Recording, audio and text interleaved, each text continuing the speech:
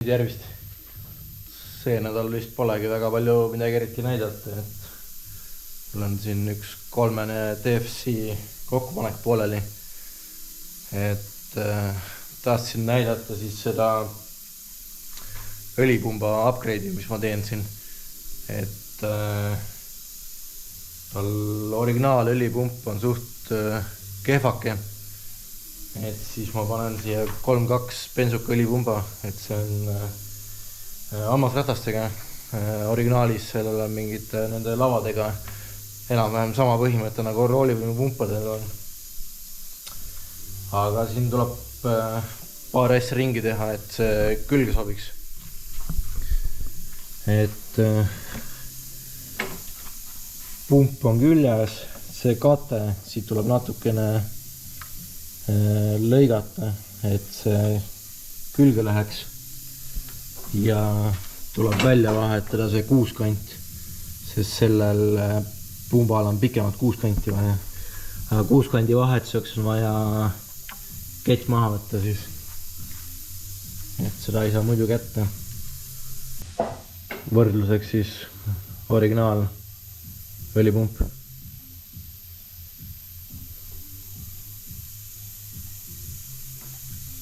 On probleem, et ketid on vahetatud, originaalketid, asjad on pandud, aga käivitamisel pidi ikka mingi hääl sees olema, sest tal on plokikaane õli tagasivoolu on siuksed korgid ees lihtsalt, aga C6 kelega on klapid seal, et ma proovin panna need klapid, et äkki see kõrvaldab selle probleemi siis. Ja siin veel üks huvitav asi on veepump tal teistmoodi nagu kui C6-l, et tal on vaakumots käib siia, siin tõmmatakse vaakum taha, siis sõidab siit üks plekk ette, kasutatakse siis mootori külmast peast, et ringlust ei toimu siis vedeliku, et sellega saab mootori kiiremini soojaks. Ja paljudel on juhuseid, kus mootor ei saavuta töötemperatuuri, siis see süsteem ei toimi. Et siin sees läheb mingi asi katki, et see vaakumi värk ei toimi, et ta ei lükka seda plekki siia ette. Siin on see 3 osa pooleli siis, et plokikaanet Windorf taastas ära. Tüüpiline teema Audide puhul, väljalaske juhtpuksid, klapisääre tihendid, klapipesad lõigati uuesti, klapisääre voleerid, asjad ja tihendipinnalihvid ja muidugi Tiit nägi kurja vaeva, et need kaanet puhtaks saada. Need olid ikka väga kehvas seisus. Et kuna see mootor võttis õli kõvasti, siis oli nii väljalaskekanal kui sisselaskekanal ummistunud. Et eks see puhastamine on kõige nõmedam asi selle mootori remondi juures, et väga palju tööd võtab see puhastamine just. Aga mul hetkel on nukad fikseeritud ja vaja kett nüüd peale panna. Et panen seda asja siin edasi kokku. Et mul on siin üks S4 tegelikult veel, selle 4.2 V8 mootoriga. Et see ma mingi aeg siin juuli alguses äkki tegin siin mootori remondi. Sellest on kunagi üks video ka, mingi 4 aastat tagasi, kui see toodi Saksamaalt. Siis ma tegin mingi kontrolli ja hoolduse asjad siin ja mingi aeg hiljem tegin keti vahetuse. Aga sellel mootoril oli probleem, et see võttis õli siuke liiter 1000-le, et sama häda nagu minu omal. Ja siin sai siis lahti võetud kõik uuesti. Plokikaanet said Windorfis taastatud. Keti asjad jäid vanad, aga siia läksid siis uued kolvirõngad, et vähe uuendatud variant, et selle 3-osalise õlirõngaga siis, et see on nüüd mingi 1700 kilti sõitnud, et esimesed 1000 kilti sõitis sissesõiduõliga, seal ei võtnud tilkagi enam. Nüüd on õige õli sees, 700 kilti on sõitnud, et pole ka võtnud. Aga siin juhtus väike jama, et tal on ees, siin on suur radikas ja külje peal on 2 eraldi lisaradikat. Et see üks lisaradikas siin, plastikvann, otsustas järgi anda eile siin, et läks puruks. Plastikuga on see jama, et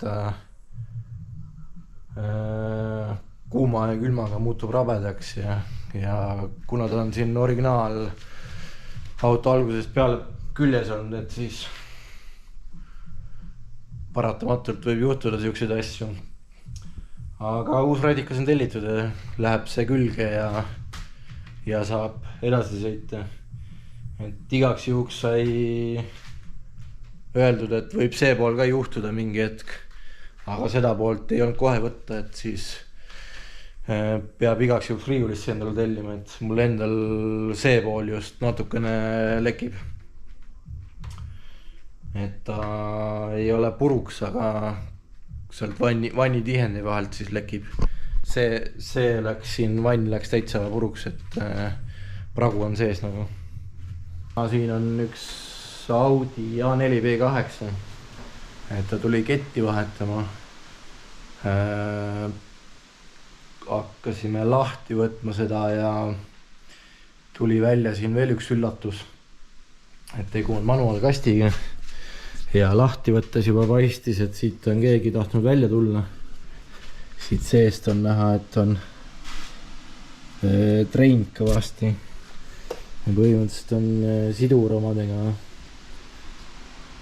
küpse koos oorataga, et seesama pleks siin on kuskilt vahelt välja lennanud ja sellel korvil vist ja on siis treinud seda käigukasti koda siin, et siia lähevad uued tükid külge nüüd ja ketivahetus on ka pooleli, et siia lähevad siis uued ketid ka külge. Täna mul on siin üks ilus punane kiire auto. Tegu on Volvo 850 R-iga. Ehk siis tal on 2,3 liitrine turbomootor 177 kilovatti tehasest. Et see on kõige võimsam 850. Et põgusalt vaatame üle, et siuke päris viisakas masin näeb välja. Koni ja mordid asjad, pidurid asjad tehtud, ilusti hooldatud. Probleemiks oli siin Dix-mootoris ja hüdrotõukurid on läbi, et siin on mootor päris must seest, et siuke kuivanud õli täis, aga sellega põhimõtteliselt niimoodi ei ole midagi teha, et see tuleks kõik lahti võtta ja ära puhastada ja siis ega vanade asjadega enam kokku ei pane, et siis on vaja kõiki uusi asju ka, et aga praegu vahetame välja hüdrotõukurid ja proovime sellest tiksust lahti saada, uus õli sisse ja et siis paistab, mis kas kaob ära hääl või ei kao.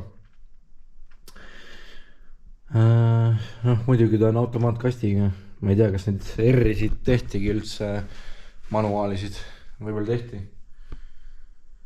Aga siuke põnev auto minu jaoks, et kui see toodi, siis ma algul ei teadnudki, et see R on, et ei oska väliselt niimoodi vaadata neid asju, et hakkasin varuasi tellima, siis vaatasin, avastasin, et see on R hoopis.